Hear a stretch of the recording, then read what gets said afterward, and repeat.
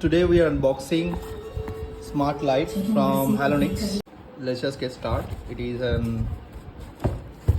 smart light, which I ordered from Amazon. It's the cheapest, it only cost 400 rupees. So let's see what's inside the box.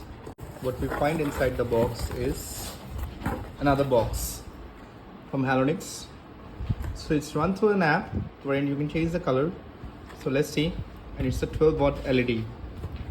So inside the box, what you get is the bulb. Let's just take it out. Once you take it out, you just get a manual and the bulb from the box, and that's how it looks. You can see, and manual which we have is simple. The Halonix details, and it should come with the warranty. So Halonix is a good product.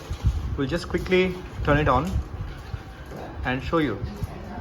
Initially start with the white one, okay? It just blink for 5 times, and now we will just connect the app, and I'll do the details review later on how it works on the. If you like the video, do subscribe to the channel and have a great day. Bye bye.